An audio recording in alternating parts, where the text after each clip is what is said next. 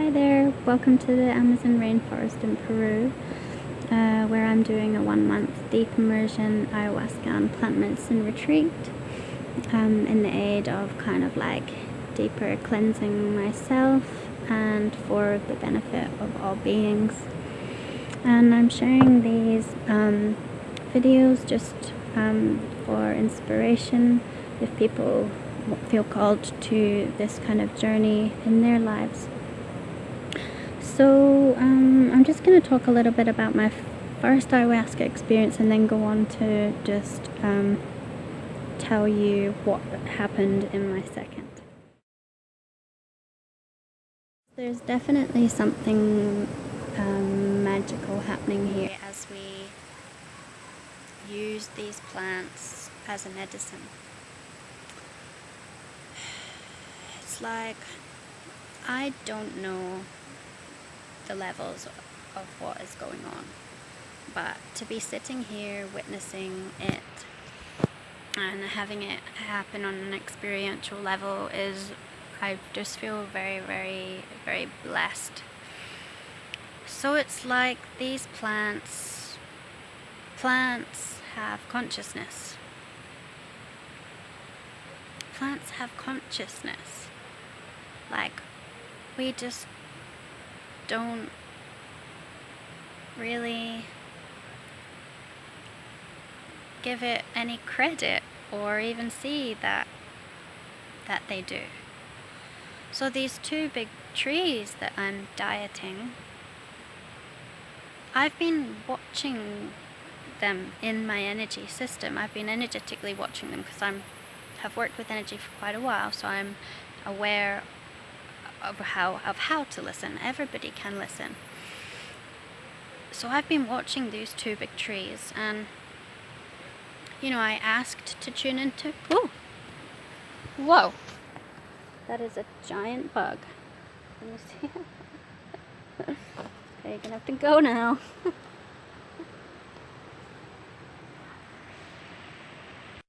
Sorry about that.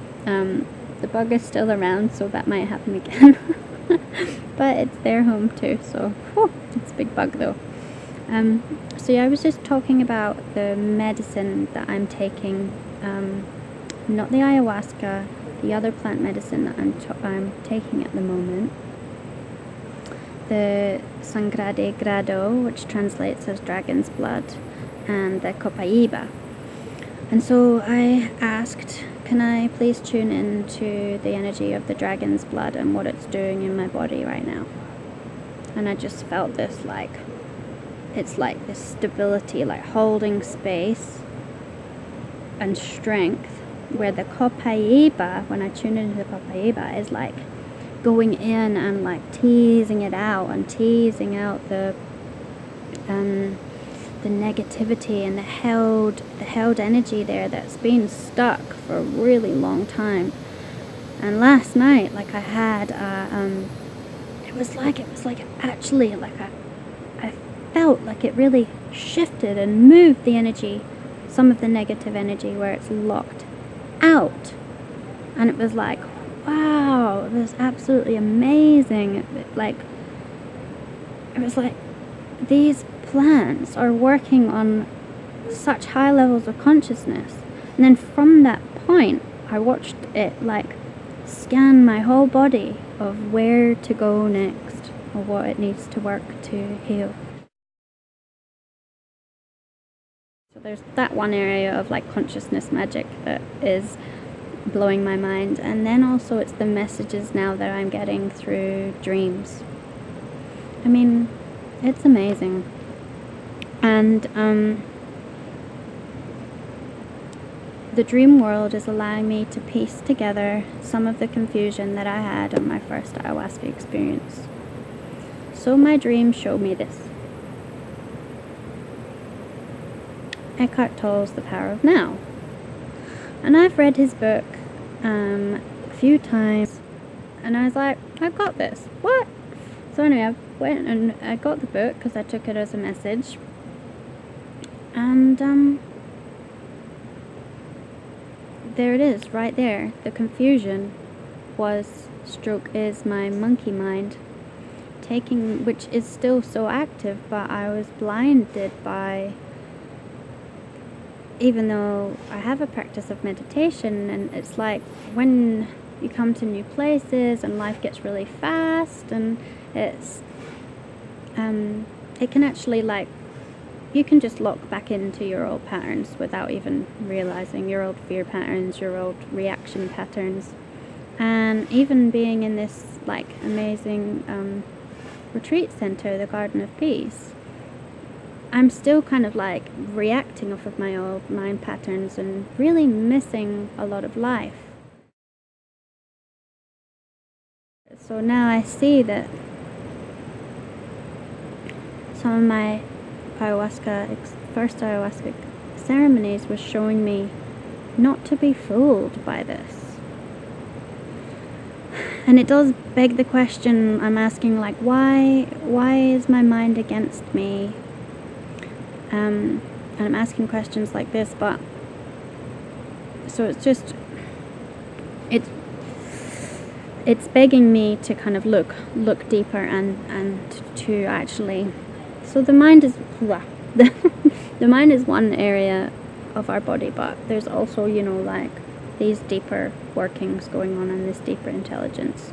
And really the key is to get your mind and your intuitive higher self in line so that they're in direct communication. But that mind likes to be in control. It really does. So it takes a lot of practice. And sometimes you might not even realize that you're so running the cycles of your mind and not your truer self. That's one of the realizations I've had.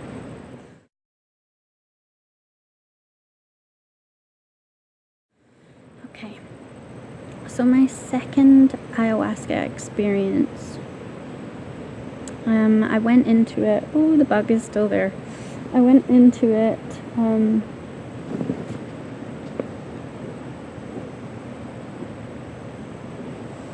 don't be scared, with quite a lot of tension in my head, because of the kind of like confusion that I got before, and but I was just trying to bring in the light of, bring in that I am light, and also give myself some self-healing with Reiki, and just like trying to rebalance. I did some meditation, so I was in a positive one, even though my body wasn't really saying that. But like nothing could really prepare me for what was going to come in that ceremony. It was so intense and really, really scary. Basically, I had all of my support and stability ripped up from right underneath me, to the point where I was just kind of like in this void of not really knowing how I got there.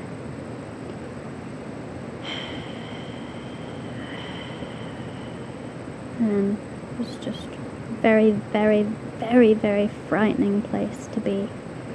But a similar thing had happened in my first ayahuasca experience. So they're linked, the ceremonies that you have. But in my first one, it was like I had this, throughout I had this essence of myself as good. So I had that, even though I was like confused, I still had this essence, could hold on to this essence that was true and real, me. And the next one, oh god, it's climbing over all my pencils. That's quite a funny looking thing. It's quite happy, it's just my fear. What was I saying? Oh yeah, but in this one, it was like, yes, I was there, but like, there was nothing of me to hold on to. So I came prepared into the ceremony with this, which I clung onto the whole time, and this I put in as a representation to remind me if something like that was to happen again. And I put bravery into this, so I held on to it. And even though I was in this void, I knew that what I'm doing here is for a higher purpose. And so it was like, even though you're being completely flung about, you know, there's still parts of you that, like, you still have awareness of what is really, but it's just very hard when you're in that struggle to see clearly. So I hung on to bravery. In the Icaros, I could hear like the word medicina, medicina. So it's like, yeah, I know this is for healing, but it was like the plants feel like they're against me, and it doesn't even feel like I'm supported by anybody or anything. So that was really, really clearly coming up, that basically support. It's like he's a little friend. Or a big, big friend. Support is something that I really need to work on. Can I come back later? Are you no, I'm just making a video. Feeling into that pain led to absolute and utter helplessness. And I sat up on my mat, which I hadn't done before, and I asked for help. I was like, help me, help me. I'm really, really, really confused. And even the process of of recognizing that I can ask for help, that, in life we need the help of others to sometimes pull us through. We can't do it all on our own, and we each have our own magic to bring through. So that element of asking for help, even though it was hard, it was like it actually showed me it's okay to ask for help. It's okay to ask for help. And I clung to the facilitator, Sarah's hand, and I asked her, are you sure you're really there, as I'm experiencing all of this pain, like agony up through my body, this pain, and still in this void. And the agony continued and it continued, and so it just was stripping me right back. It was stripping me right back to this place of helplessness and all alone. There I was, like this little girl, completely helpless and all alone. And some of that is my pain talking that I carry in my womb, right deep down there. And who knows where it comes from. Maybe I'll find out, maybe I won't.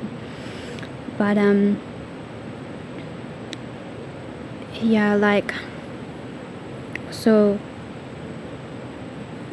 it was undeniable, these emotions, these feelings that are there.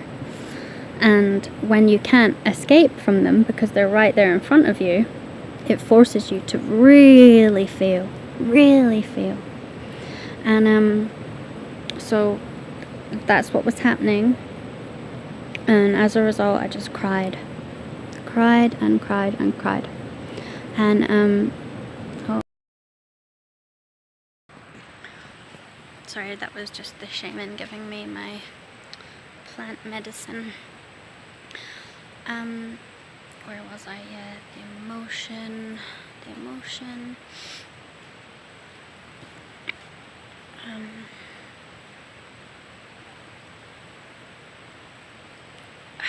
Oh yeah, so I cried and cried, and the crying released some of the pain that I was feeling through my body. And it was like I was crying these big, big tears. Kind of like, the story Alice in Wonderland, where she eats the mushroom and she eats the mushroom and she's crying and she's crying. It was kind of Alice, and I was creating this sea of tears, this well of tears, like endless. And it felt good for a while, and until it really didn't ease anything anymore. And then suddenly this agony in my body, this entity, this life force, I'm not quite sure what it was, reached up and out through me, and as it did, I would scream out. I would make sound, and that is a purging. It was the hardest thing, one of the hardest things I think I've ever had to do. I mean, it was just so painful and so powerful. And it continued for quite a while, and I don't actually even have much recognition of the sounds that I was making. But some of the females in the group have reported that they feel really connected to some of the sounds that I was making, like it might be part of the collective feminine. It was like this deep kind of like wail of pain, maybe from some of the pain that women have suffered for years. I'm not sure, but this is what was being passed on to me.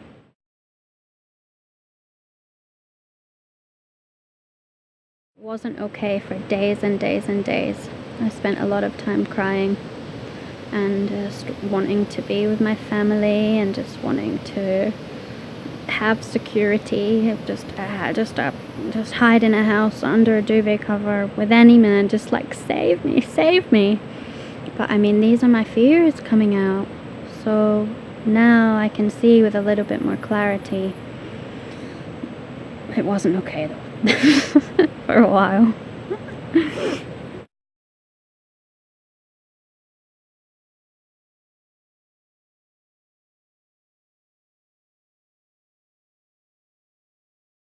So the crying and the sound was definite purging for me. A lot of people are sick, that's the main one, and go to the toilet. That's a way of purging. And but for me, this time it was crying. I haven't been sick once, but the mental struggle of trying to make it to the El Bañol, to the bathroom, was quite prevalent. It was just like, how am I going to make it? We've got masculine, feminine, the male and the female shaman here now at the Garden of Peace, which is really, really positive here to have both of them. They cleansed me and tried to give me strength on my journey. So I had a lot of support here, and I'm really, really grateful for that.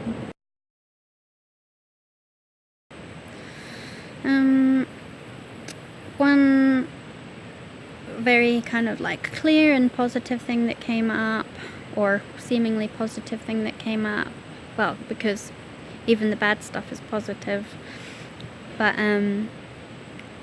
was watching my sister and I's contract in life and feeling that on like a deeper level. It was like, it came up in the last one too. It was like seeing this sacred contract of family and relationship, and like not just seeing it, but like knowing it in my core that we don't just have the relationships that we have for no reason, and the family that we have. I mean, it's like written in time. And so to like feel my sister's presence really there and with me gave me more strength and more power. And when I see her, I'm gonna give her the biggest cuddle ever and never let go. Anyway, okay. So I think that I've probably shared enough for today. I hope that you enjoyed listening, and I wish you well where you are on your journey.